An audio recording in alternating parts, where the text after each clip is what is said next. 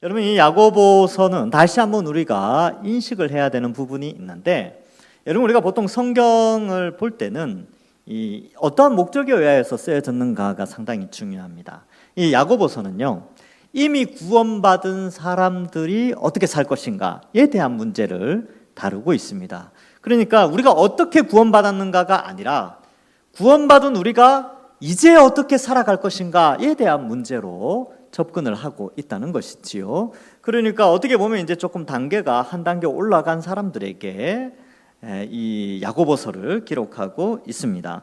1장에서는 예수님 믿고 나면 시험이 온다는 겁니다. 근데 이 시험은 우리를 타락하게 하고 죄짓게 하는 그런 시험들이 있죠. 유혹이라고도 표현할 수 있는데, 이런 시험을 잘 피하고 견디고 또 인내하고 자기 욕심으로 시험에 들게 되는데, 이러한 것들을 잘 이겨내는 그 사람이 복되다. 그리고 하나님께서 하늘에 좋은 것들을 많이 준비해 놓으셨다라는 것을 기억할 것을 말씀합니다.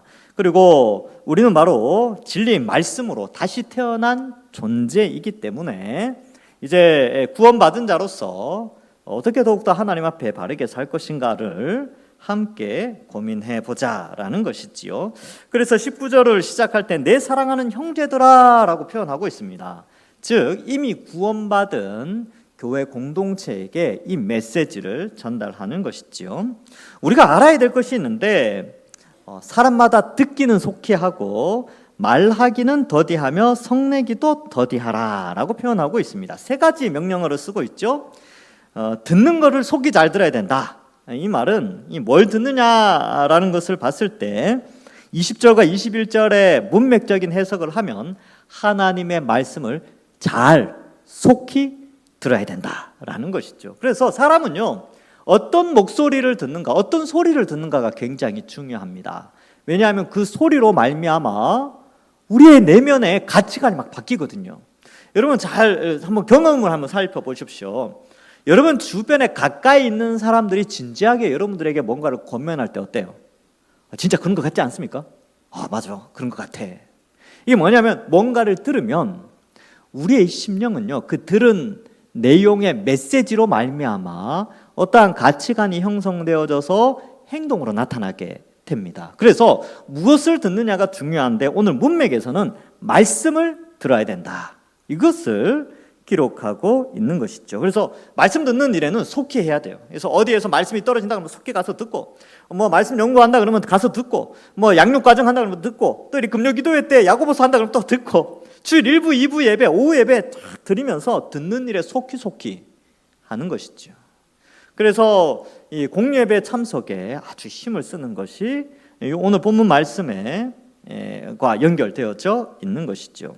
그런데 말하기는 더디하고 성내기도 더디하라, 이렇게 기록하고 있습니다. 말씀을 듣고 나서 반응하는 것 중에 부정적인 반응이 두 가지가 있다는 것이죠. 하나님의 말씀을 들을 때에 좋은 말만 들으면 우리는 어떤 말을 많이 하냐면 아멘, 아멘 이런 말을 많이 해요. 말씀에 은혜가 되고 그렇게 생각하면 아멘 한단 말이죠. 그런데 우리를 찌르고 또 우리의 심령에 아주 그 강력한 도전을 주고 내가 좀 이렇게 순종하기 어려운 부분들을 메시지로, 말씀을 근거로 메시지로 전달할 때는 보통 사람들이 아멘 소리를 잘 안 해요. 그래서 주를 위해 십자가의 길을 걸읍시다 이럴 때 아멘 소리가 그렇게 크지 않습니다. 그래서 주를 위해 헌신합시다, 시간을 투자합시다, 물질을 드립시다 해도 아멘 소리가 별로 안 나와요. 근데 주님께서 여러분들 지키십니다, 돌보십니다, 보호하십니다, 여러분들 자녀 책임져 주십니다, 이럴 때는 아멘 소리가 크단 말이죠. 그런데 여러분, 우리 마음속에 아멘이라고 할 수 있는 그 말씀도 하나님의 말씀이지만, 우리 마음속에 걸림이 되고 순종하기 싫고, 때로는 어떤 말씀이 나를 쿡쿡 찌르고 순종하기 불편한, 그리고 다루기 불편한 내용들이 나올 때는 그걸 거부하고 싶어 한다는 거죠. 그리고 그 거부하는 마음으로 말을 하는 거예요. 그렇게까지 말씀을 해야 되느냐, 성경이 아무리 그렇게 이야기한다고 그래도 어떻게 그렇게 말을 할 수 있느냐 라는 식으로 말을 바꾼다는 것이죠. 그래서 그런 말을 할 때 말씀을 듣고 반응하는 두 가지 부정적인 반응, 그것은 더디해야 된다. 그래서 말을 상당히 조심해야 된다는 것이죠. 그래서 이 야고보서에서는 아주 그 혀에 대해서, 말하는 혀에 대해서 굉장히 주의를 주고 있습니다. 3장 가면 아주 잘 설명하고 있어요. 그리고 성내기도 더디하라. 여러분, 어떤 사람들이 이 하나님의 말씀을 듣고 그게 화가 날 때가 있다는 것이죠.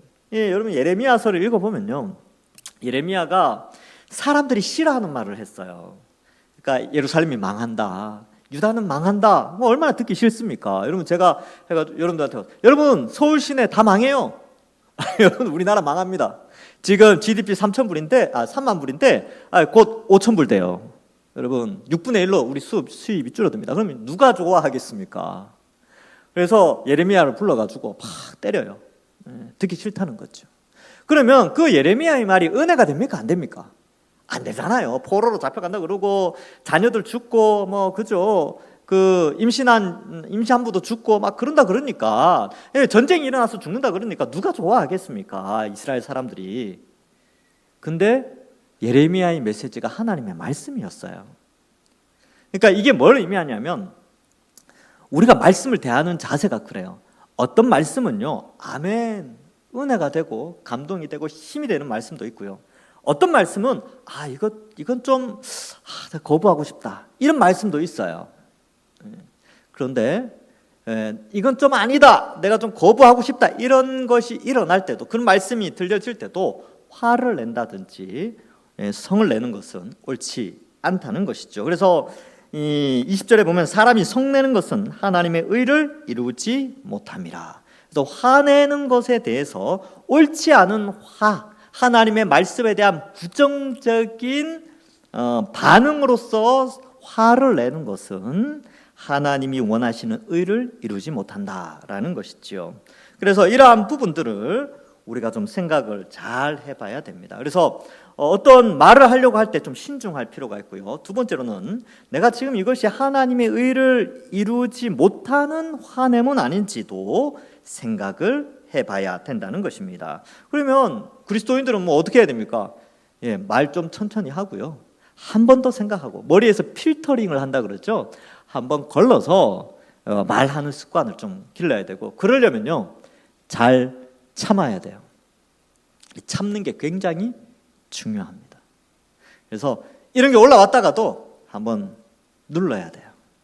요 훈련을 잘 하면 하나님의 의를 이룰 수 있습니다. 속은 터지죠. 속은 터집니다. 그러나 하나님의 의를 이루기 위해서, 하나님의 의를 위하여 참는 것이죠. 그래서 21절에 그러므로 모든 더러운 것과 넘치는 악을 내버리고, 이렇게 되어 있어요. 그러면 이 더러운 것과 넘치는 악이 앞에 나오는 말을 속히 하고 화를 빨리 내는 것과도 연결이 되어져 있다라는 것이죠. 속히 반박하고 속히 변명하며 화내는 말, 욕하는 말, 더 독한 가시돋친 말을 하여서 하나님의 의를 이루지 못하는 그러한 것에 대해서 더러움과 악이다라고 표현하는 것입니다. 3장 가면 아주 잘 나와 있어요. 3장이 재밌습니다. 3장 마치 잠언의 아주 깊숙한 내용들을 끄집어 와서 이 야고보가 해석하는 것 같아요. 자, 그래서 어떻게 하느냐? 너희 영혼을 능히 구원할 바 마음에 심어진 말씀을 온유함으로 받으라, 이렇게 기록하고 있습니다. 여기 말씀을 받으라라고 하는데, 말씀이라는 단어가 18절, 21절, 22절, 23절에 4번이나 이 단어가 나와요. 강조하고 있다는 것이지요. 그래서 이 말씀이 우리에게 18절에 보면 새 생명을 갖다 주죠. 그래서 말씀이 구원을 받는 일에 이 말씀이 아주 중요한 역할을 하죠. 복음을 들어야 새 생명으로 태어나지요. 그런데 새 생명으로 태어난 사람이 건강하게 자라나고 하나님의 뜻대로 성장해 가는데도 이 말씀이 굉장히 중요하다는 것입니다. 여러분, 이 성경은 사람을 살리죠. 예수님 믿지 않는 자들이, 허물과 죄로 죽었던 자들이 이 말씀을 듣고 새 생명으로 출생을 한다니까요. 그런데 출생한 그 사람들이 어떻게 건강하게 성장해 가느냐? 역시 이 말씀을 읽고 듣고 온유함으로 받으면서 올바른 경건의 성장이 일어나게 된다는 것입니다. 그래서 칭의 혹은 거듭남 혹은 이 뭐 중생이라고 그랬죠. 이 모든 것이 말씀을 통해서 일어나는 거죠. 이것을 강조하는 부분이 로마서예요. 갈라디아서고. 그런데 야고보서는 그러면 좋다. 우리가 칭의를 얻고 이제 하나님의 수, 양, 자녀가 되어서 성화의 삶을 살아갈 때는 무엇이 필요한가? 역시 말씀이라는 거예요. 하나님의 말씀을 가까이 함으로 말미암아 우리가 자라가는 것이지요. 아이가 태어났다고 그 생명이 유지되는 것이 아닙니다. 태어났을 때 잘 먹어야 됩니다. 2시간마다, 4시간마다 애들이 막 먹죠. 얼마나 잘 먹는지 몰라요. 자기 체중에 하여튼 뭐 한 5분의 1을 하루에 먹죠. 5분의 1이 뭡니까? 뭐 한 3분의 1까지도 먹는 애들도 있어요. 잘 먹는 애들은 엄청나게 먹습니다. 그래야 자랐죠. 우리도 마찬가지입니다. 예수님 믿고 이제 이미 구원을 받았다니까요. 구원 받아서 하나님이 기뻐하시는 자들로 성장해 가고 하나님 영광을 위해서 살아가는 자들은 역시 말씀을 온전하게 받아야 된다라는 것이죠. 그래서 여기는 온유함으로 받으라라고 되어져 있는데 이 온유함, 프라위테스라는 헬라어는요, 위에 나오는 성내다라는 단어의 반대말입니다. 성내다라는 단어는 오르게라는 건데요. 제가 이 단어 사전을 찾아보니까 이렇게 되어 있어요. 성내는 것과 대조되어 있으며 선생에 대하여 분노를 터뜨리는 것 없이 하나님의 말씀을 배우려는 온유하고 겸손한 자세를 가리킨다. 이렇게 단어 사전에 기록되어 있습니다. 자, 그래서 여러분 이 온유함으로 받는 거죠. 이 말씀을 가르치는 자가 있단 말이죠. 말씀을 이렇게 가르칠 때에 그 말씀이 하나님의 말씀임을 알고 온유함으로, 그렇지. 내가 받아들이기에는 내 감정과 나의 경험과 지식과 이러한 것들과 부딪히는 부분이 있다 할지라도 부드러운 마음을 가지고 그것을 받아들이는 것이죠. 그래서 말씀을 배우려는 온유하고 겸손한 자세가 바로 이 온유함으로 받는 것입니다. 그래서 여러분들 교회에 나와서 뭘 합니까? 교회 와서. 교회의 핵심은 뭘까요? 말씀이라니까요. 이건 선택의 부분이 아니고 이거는 하나님 나라의 확장에 가장 선두에 있는 것이 하나님의 말씀 선포입니다. 그러니까 이 말씀을 아주 온유함으로 받아야 되는 것이지요. 그것이 바로 우리가 자기 욕심을 이기고 시험을 이기며 또한 시련을 이겨나가는 그러한 수단이며 올바른 경건의 삶을 살아가는 방법이 되는 것입니다. 여러분 사실 우리가 이 말씀을 볼 때에 어떻게 해야 되냐면 이 22절과 같이 해야 되는 거예요. 너희는 말씀을 행하는 자가 되고 듣기만 하여 자신을 속이는 자가 되지 말라 이렇게 나와 있지요.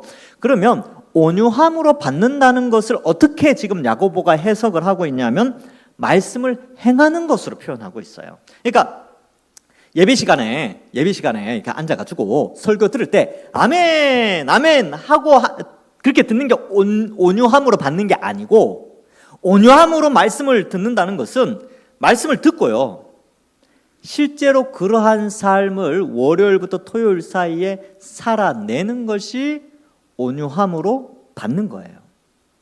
그러면 여기에 나오는 듣기만 하여 자신을 속이는 자가 되지 말라라는 표현은 뭐냐 하면 자기가 스스로 속고 있어요. 어떻게 속느냐 하면 나는 설교 말씀 잘 듣고 예배 잘 드리니까 나는 이제 어때요? 온유함으로 말씀을 받은 자구나. 그러니까 이 예배 시간에 설교 듣는 행위로 말씀을 행한다라고 착각한다는 거예요. 여러분 말씀을 이 온유함으로 받는다는 것은 여기 문맥상 행하는 것과 연결되어 있죠. 그런데 우리가 어떻게 자신을 속이냐 하면 예배만 잘 드리면 나는 말씀을 행하는 자다라고 속인다는 거예요. 스스로. 그런데 그렇지 않아요. 설교는 듣는 것이 아니고 설교를 듣고 행하는 거예요. 행하는 거. 그래서 지금 잘 들으라고. 이게 아주 굉장히 중요한 거니까 이 소리도 나잖아요. 이거 중요한 거예요. 정신 차리셔야 돼요. 그래서 여러분 설교를 내가 이제 여러분 주일날이나 금요나 수요일날 와서 설교 듣잖아요. 그럼 여러분들 어떻게 자신을 속이냐면 나 오늘 설교 들었으니까 나 오늘 예배 드렸으니까 나는 경건한 사람이야. 이렇게 스스로 속인다는 거예요. 근데 그건 경건이 아닙니다. 경건은 뭐냐면 자기가 들은 설교 말씀대로 살아가려고 애쓰고 살아내는 게 진짜 경건이에요. 그런 의미가 있다는 것이, 그게 바로 온유함으로 말씀을 받는 겁니다. 그래서 너희는 말씀을 행하는 자가 되고 듣기만 하여 자신을 속이는 자가 되지 말라. 오늘날 수많은 사람들이 스스로를 속고 속이며 착각하고 살아가는 것은 아니지 한번 생각해 봐야 됩니다. 그래서 저도 마찬가지죠. 목회자나 성도나 다 똑같습니다. 왜냐하면 우리는 다 연약해요. 우리는 죄된 본성을 가지고 있는 상태에서 영원히 구원받았거든요. 그래서 우리의 영혼은 구원받았지만 이 육신은 아직 연약해요. 이 육신이 완전해지려면 예수님 다시 오셔서 부활의 몸으로 변화되어야 완전한 육신, 즉 죄의 유혹이 이제 더 이상 그때가 되면 죄가 없어지니까 그때 완성되는 거죠. 지금은 이 육체가 아주 연약해요. 영혼은 구원받았지만, 그러니까 늘 갈등이 있고 때로는 지기도 하고 그렇죠. 그래서 이 연약함 가운데 저도 설교를 하고 여러분들도 설교를 듣지만 이 설교의 내용, 나는 설교를 했으니까 난 경건한 사람이야 이렇게 생각하는 것도 속이는 거고, 나는 설교를 오늘 들었으니까 나는 경건한 사람이야 라고 생각하는 것도 속이는 거예요. 살아가는 것이 중요합니다. 그렇다면 다시 위로 올라가서 여러분들, 우리는 얼마나 말씀을 화를 내는 거나 이런 것에 있어서 상당히 자신을 절제해내는가 생각해 봐야 됩니다.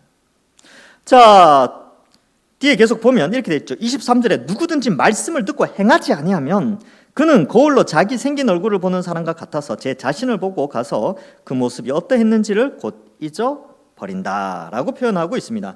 여러분, 23절과 24절은요 비유입니다. 비유.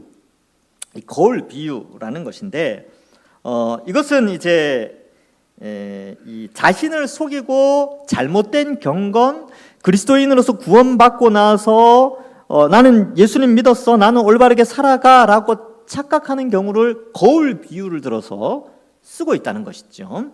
여러분, 이 2000년 전의 거울은 어땠을 것 같습니까? 오늘날 우리가 보는 거울하고 똑같았을까요? 아니요.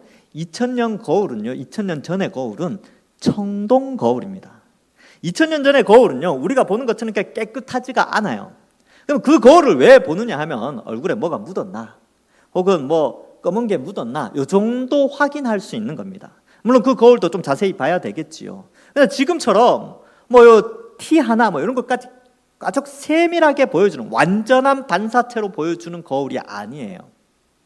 그런 의미에서 보시면 이 말씀을 듣고 행하지 아니하는 자는 거울을 보는 것과 같다. 이 청동 거울을 보는 것과 같다는 것이죠. 거울로 자기 생긴 얼굴을 보는 사람과 같아서 제 자신을 보죠. 근데 대충 봤어요. 대충 보고 그 모습이 어땠는지 금방 잊어버리는 거예요. 딱 보고 뭐 괜찮네 하고 가든지, 아니면 뭐가 묻었네 하고 돌아서면 묻은 걸 안 닦는다는 거죠.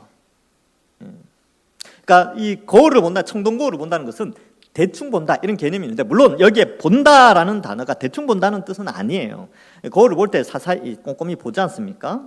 그런데 이것과 대조되는 단어, 이 구절이 25절에 나와요. 25절에 보면 자유롭게 하는 온전한 율법을 들여다보고 라고 되어져 있지요. 23절과 24절에서는 거울을 보는 게 나오고 25절에서는 자유롭게 하는 온전한 율법을 들여다보는 장면이 나옵니다. 그래서 거울을 보는 것은 듣고 행하지 않는 자를 비유적으로 설명하는 것이고요, 자유롭게 하는 온전한 율법을 들여다보는 사람은 그것을 보고 실천하는 사람을 비유적으로 설명하고 있습니다. 그런데 이 두 가지의 비유가 헬라어 원어의 차이에서도 나타납니다. 여러분, 여기 보면 보다라는 단어가 3번 나와요. 23절에도 보는, 24절에 보고, 25절에 들여다보고 라는데, 이 보고 들여다보고가 다른 단어입니다. 첫 번째 나오는 거울을 본다라고 할 때는 이 카타노에오라는 단어를 써요. 이 단어는 이 자막에서 아시겠지만 그냥 주의 깊게 바라본다 이런 뜻이에요. 그러니까 대충 본다는 뜻은 아니고 주의 깊게 보는 거예요. 그런데 그 다음에 들여다보고라는 단어는 파라킵토라는 단어를 쓰는데, 이 단어는 특별히 행동이 추가된 보는 거예요. 이게 뭐냐면 단어 사전을 이제 찾아보니까 그렇게 돼 있어요. 허리를 굽혀서 관찰하다, 자세히 보다, 주의 깊게 보다 이런 뜻이 있어요. 여러분, 우리는 본다라는 단어를 쓸 때 보다라는 단어는 그대로 두고 그 옆에 수식어를 많이 붙이죠. 자세히 보다, 주의 깊게 보다, 뭐 여기 보면 들여다보다 이런 단어를 써서 다 보는 것을 같은 단어로 여길 때가 있단 말이죠. 근데 헬라어는 조금 달라요. 헬라어는 본다라는 단어를 상당히 다르게 여러 가지 용어를 써요. 어떤 단어들이 주로 있냐면 본다라는 단어가 많은데 제가 한 4가지만 소개시켜드리면 뭐 자막은 준비 안 했습니다만 블레포라는 단어가 있어요. 이거 그냥 보는 거예요. 보는 거. 예, 아버지 봅니다. 뭐 마이크 보고 휴대폰 봅니다 하라고 할 때 이때는 블레포라는 단어를 쓰고요. 에이도라는 단어를 쓸 때도 있어요. 이것도 이제 보는데 그 내면에 이것에 그냥 보는 게 아니라 이것의 내면 핸드폰이 어떻게 사용되어지는 것을 보는 거죠. 그러니까 그 한 단계 더 보게 되는 겁니다. 그러니까 오늘 살폈던 이 단어 카타노에노에오라는 거는 조금 더 주의 깊게 보는 거예요. 조금 더 주의 깊게. 근데 마지막으로 파라킵토 이런 것은 깊이 연구하는 겁니다. 허리를 숙여가지고 막 꼼꼼히 살피는. 그러니까 이제 이 단어가 완전히 달라요. 그러니까 우리에게 지금 주는 교훈이 뭐냐 하면요. 하나님의 말씀을 온유함으로 받는다는 것은 바로 자유롭게 하는 율법을 들여다보는 자세처럼 보는 것이 바로 온전히 하나님의 말씀을 온유하게 받는다는 것을 의미하고 있습니다. 특별히 여기 보면 자유롭게 하는 온전한 율법 이런 표현을 쓰지요. 이것은 뭐냐면 하나님의 말씀에 대한 그 말씀의 권위를 설명하고 있습니다. 자유롭게 우리를 죄에서 자유롭게 죄의 형벌에서 또 죄의 지배에서 잘못된 율법주의에서 자유롭게 하는 그 말씀을 아주 허리를 굽혀서 깊이 있게 파고 들어가는 것을 의미합니다. 여러분, 그래서 말씀은요 대충 살피면 안 돼요. 청동거울 보듯이 나 다 봤어 그리고 돌아서서 잊어버리는 것이 아니라 꼼꼼히 살피고 이것이 무엇인가, 이게 왜 이런가를 연구하면서 실제로 그렇게 살아내는 것, 파라킵토라는 단어의 뜻이 합당하게 말씀을 봐야 됩니다. 그래서 이것은 보고 있는 대상도 중요하고요, 보고 있는 대상을 바라보는 자세도 중요합니다. 여러분, 우리가 온유한 마음으로, 온유함으로 받아야 되는 성경 말씀은 우리를 완전한 자유함으로 가져다 줍니다. 죄의 형벌에서 자유롭게 하고요. 죄의 형벌이 뭡니까? 육체의 죽음과 지옥의 고통이지요. 거기에서 우리를 자유롭게 한다니까요. 해방시켜 준 거죠. 그 다음에 죄의 지배에서의 자유는 뭐냐면 우리가 이 땅을 살아가면서 죄가 시키는 대로 할 수밖에 없는 죄의 종이었는데, 죄의 종이 아니라 죄가 뭐라고 시켜도 거부할 수 있는 거부권이 있는 자유함이 있어요. 죄를 안 지을 수 있는 자유함이 우리에게 있습니다. 이것이 바로 하나님의 말씀을 통하여서 성령이 말씀을 통해 역사할 때 이 일이 일어나게 되는 것입니다. 그래서 이 자유롭게 하는 율법의 말씀을 우리는 꼼꼼히 들여다봐야 돼요. 꼼꼼히. 그래서 제가 이제 우리 교회에서 하는 훈련 중에 하나는 우리가 잘 따라오지는 않지만 주간 말씀을 다음 주 거를 미리 이렇게 해놔요. 주보에. 다음 주 설교 말씀. 왜냐하면 설교 말씀을 잘 듣기 위해서 주중에 꼼꼼하게 그 본문 말씀을 살피는 거죠. 갈로 넣기를 넣은 것도 그런 거예요. 꼼꼼히 살펴야 그 갈로를 넣을 수 있거든요. 근데 나중에 조금 더 수준을 높일 겁니다. 지금 수준이 너무 낮죠? 갈로 넣기가 얼마나 쉽습니까? 걱정하지 마세요. 내년 되면 수준을 높일 겁니다. 어쨌든 그렇게 해서 말씀을 깊이 연구해야 됩니다. 목회자들도 마찬가지지요. 설교를 대충 이 말씀은 뭐 이런 메시지겠지 뭐 이렇게 하고 연구도 안 하고 그냥 예화나 뭐 이런 거 뭐 감동되는 말들 이런 거 섞어가지고 대충 이렇게 하면 그게 이제 그런 거죠. 뭐 설교했으면 됐지 뭐. 나는 설교자니까 나는 구원받겠지. 나는 경건한 사람이야. 이렇게 착각할 수 있다니까요. 아니요. 설교자도 말씀을 연구해야 됩니다. 깊이 있게 연구해야 돼요. 들여다봐야 되는 것이죠. 그래서 여기 파라킵토, 이것이 바로 설교자에게 굉장히 중요한 자세입니다.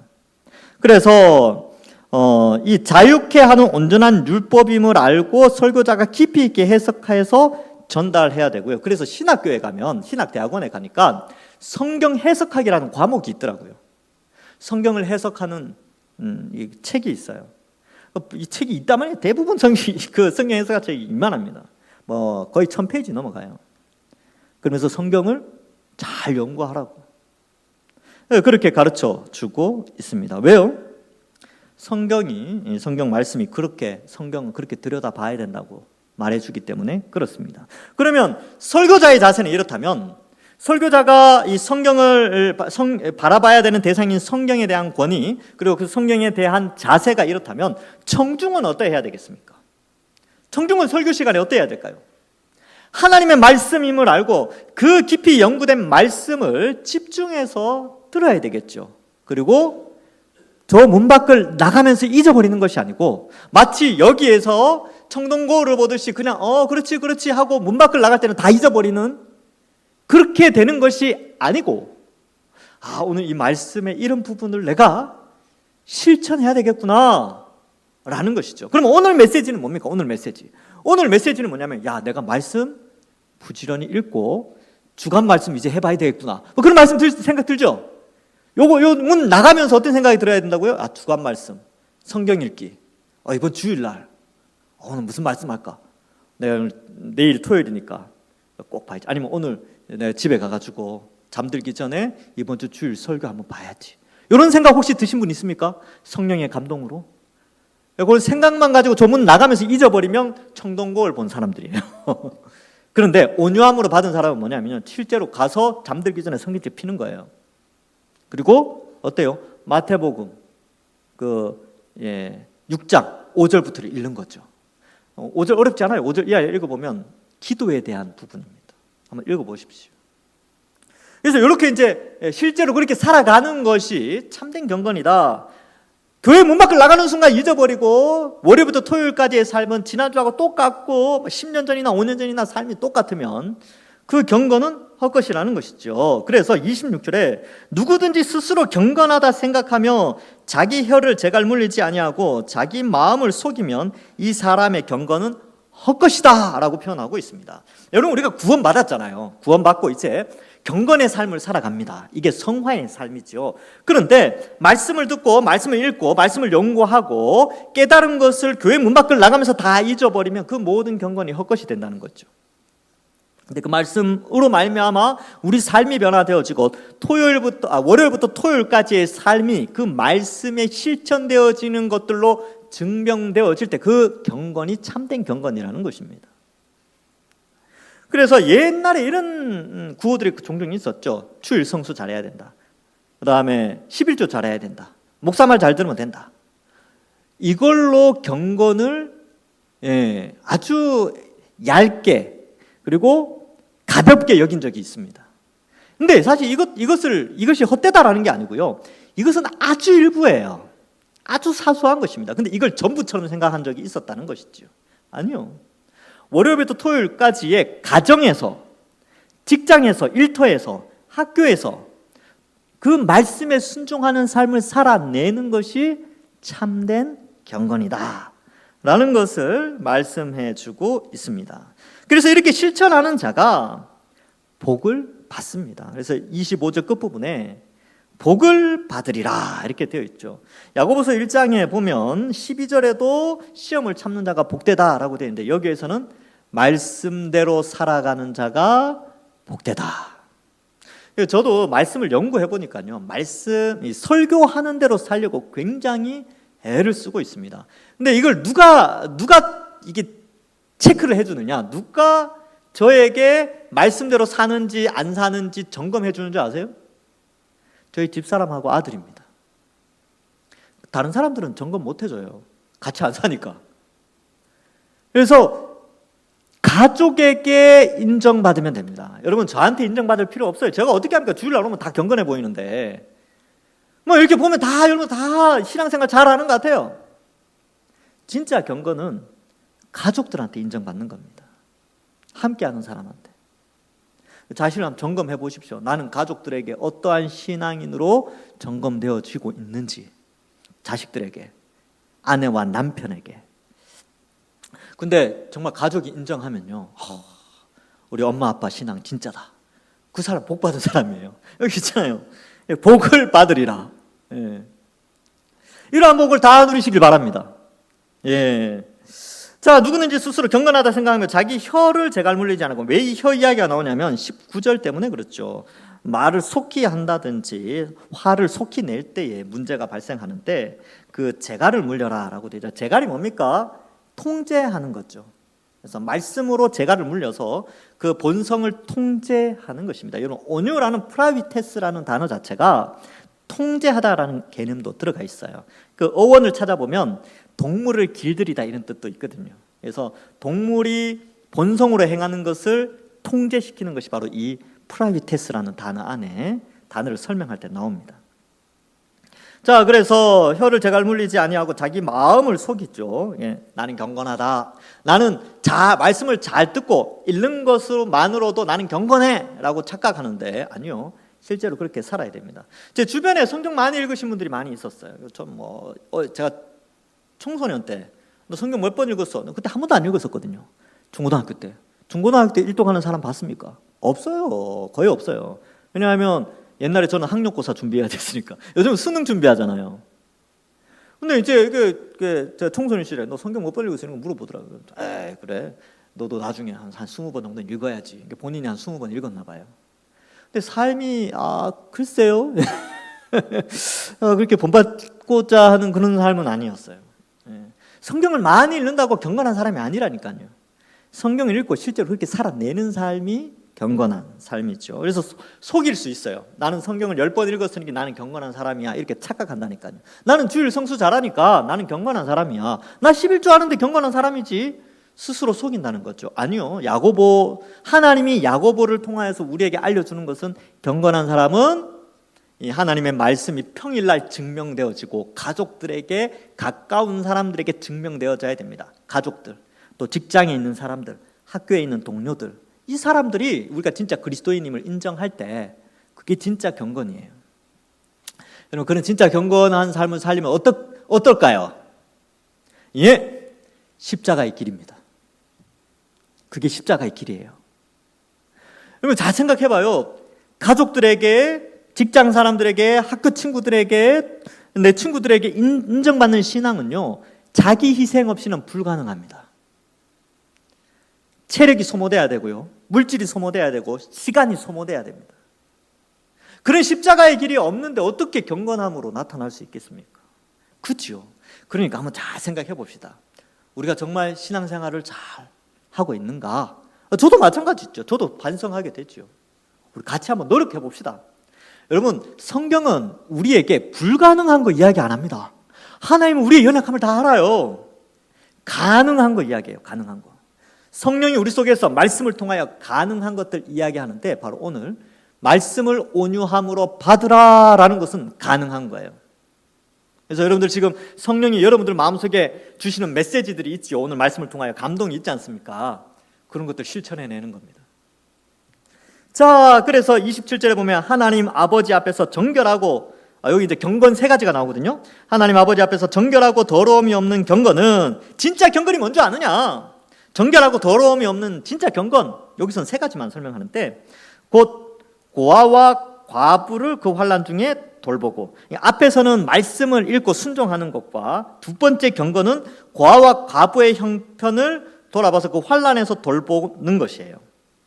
그래서 이 고아와 과부는 당시 2000년 전 경제적 약자입니다.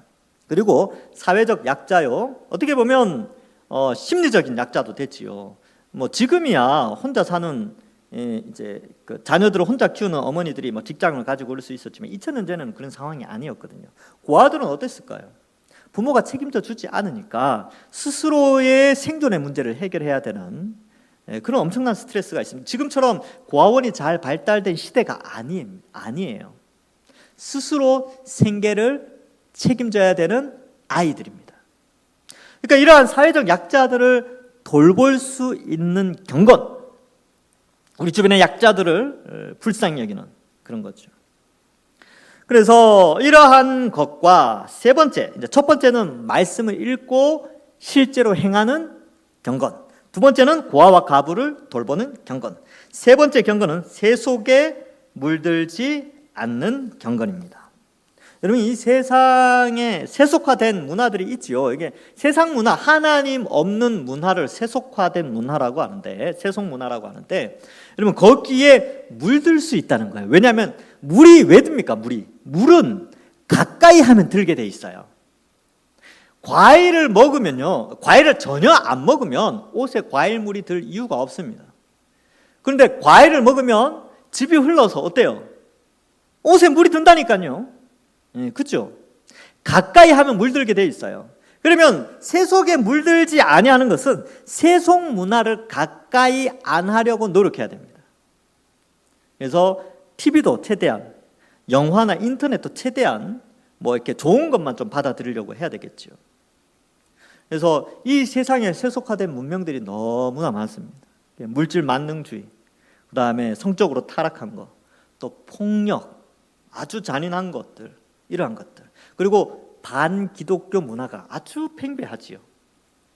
그래서 교인임을 드러내는 것을 부끄럽게 만드는 문화가 있어요. 어디 가서 여러분들 나 예수님 믿어요 이렇게 당당하게 왜 말 못합니까? 왜냐하면 방송이나 영화나 드라마에 항상 기독교는 부정적인 모습으로 나오거든요. 그러니까 그걸 드러내는 순간 사람들이 나를 부정적으로 바라볼까 봐 그리스도인임을 나타내지 않아요. 세속 문화는 그렇습니다, 원래. 그런데 물들지 않아야 되죠. 그리스도인임을 나타내고, 이 세상의 그런 타락한 문화에 좀 멀리 두고 거리를 두면 돼요. 거리를. 이렇게 물들지 않는다는 것은 멀리 하면 되는 겁니다.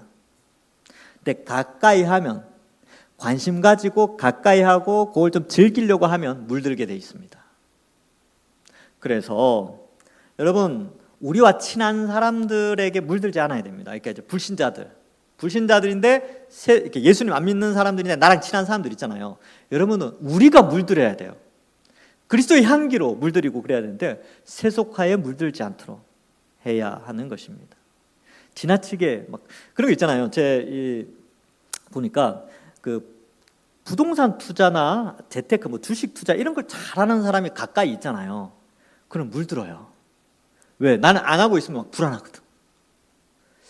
그렇지 않습니까? 저는 전에 들은 이야기입니다. 왜 불안하대요? 그런 사람들하고 친하니까 막 자기는 아무것도 안 하고 있으니까 너무 불안하대요. 이미 물들은 거죠. 왜? 그러한 것들이 전부인 줄 알고 살아가니까. 근데 이제 우리가 그들을 불안하게 만들어야 돼요. 어떻게 해요? 예수님 안 믿으면 어떻게 된 줄 알아? 내가 너한테만 알려줄게. 지옥 가. 뭐 이런 거 알려줘. 우리 예수 안 믿는 사람들한테 불안감을 끼치고 막 그들이 우리한테 물들도록, 십자가의 그 붉은 피에 물들도록 도와줘야 돼요. 우리가 거기에 물들면 안 된다니까요. 그래서 여기 나오는 경건이 뭐예요? 자기를 지켜야 돼요. 그러니까 이 세속화는 멀리 하기가 상당히 힘듭니다. 우리가 어차피 도시 문화에 살고 있으니까 멀리 떨쳐버릴 수 없어요. 멀리 떨쳐버리려면 산속에 들어가서 자연인으로 살아야 되죠. 그렇죠? 근데 우리는 도시에 사니까 자기를 지켜야 되고, 세속화에 물드는 것이 아니라 세속 사회를 그리스도로 물들이는 자로 살아가는 것이 참된 경건입니다. 그래서 사실 이제 말씀대로 살아가는 것, 그다음에 특별히 여기 보면 26절에 혀를 제갈 물리는 것, 그리고 고와 가부를 돌보는 것, 그리고 세속에 물들지 않는 것, 이러한 것들이 경건의 모습인데 이것만 잘하면 될까요? 아니에요.